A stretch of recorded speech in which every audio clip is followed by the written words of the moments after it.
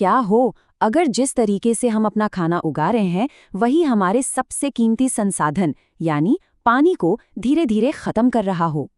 चलिए आज खेती में पानी की इसी बहुत बड़ी चुनौती को समझते हैं और देखते हैं कि क्या इससे निपटने का कोई बेहतर तरीका हमारे पास है।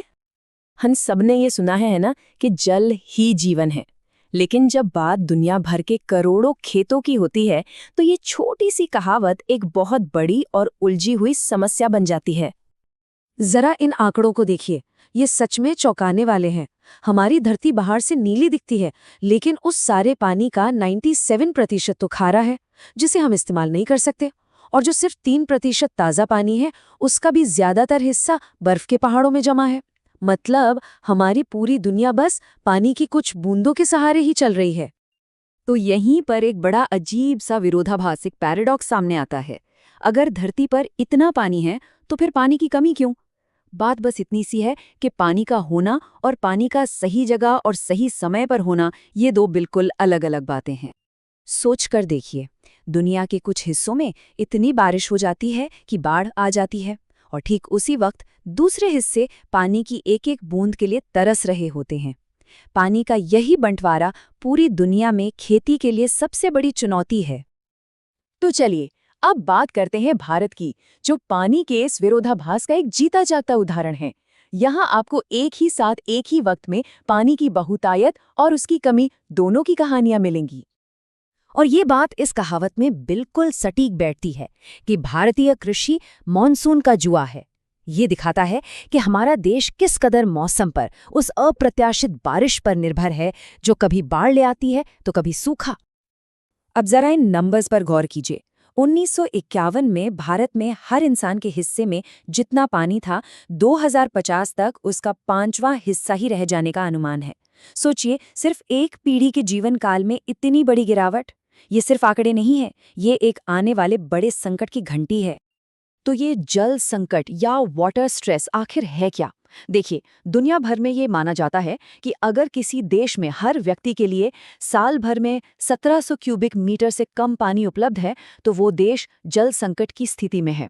और जैसा कि हमने पिछले आंकड़ों में देखा, भारत इस कैटेगरी में आ चुका है। चलिए अब ये समझते हैं कि आखिर पानी नहर से निकलकर फसल तक पहुंचता कैसे है। मतलब सिंचाई के वो पुराने तरीके क्या हैं और पौधे असल में पानी का इस्तेमाल करते कैसे हैं। तो पौधे पानी पीते कैसे हैं? ये एक बहुत आसान 3 स्टेप की प्रोसेस है। पहले जड़ें जमीन से पानी सोखती हैं, फिर ये पानी पौधे के अंदर बनी पाइपलाइन, जिसे जाइलम कहते हैं, से ऊपर की तरफ जाता है और आखिर में पत्तियों से भाप बनकर उड़ जाता है। अच्छा, सदियों से खेती में पानी देने का एक ही तरीका रहा है, एकदम सीधा साधा। बस खेत में पानी को खुला छोड़ दो और ग्रेविटी अपना काम करेगी, पानी खुद ब खुद फैल जाएगा। इसी को सतही सिंचाई या सरफेस इरिगेशन कहते हैं। लेकिन ये तरीका जितना आसान दिखता है, इसकी कीमत उतनी ही बड़ी है। इससे खेत में पानी भर जाता है, मिट्टी खारी हो जाती है और खाद बहकर जमीन के पानी को भी जहरीला कर देती है।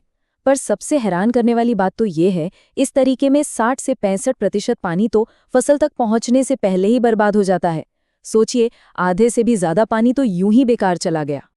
तो सवाल ये उठता है कि जब आबादी लगातार बढ़ रही है और पानी के स्रोत घट रहे हैं, तो हम अपने अरबों फसलों तक पानी ज्यादा असरदार तरीके से कैसे पहुंचा सकते हैं?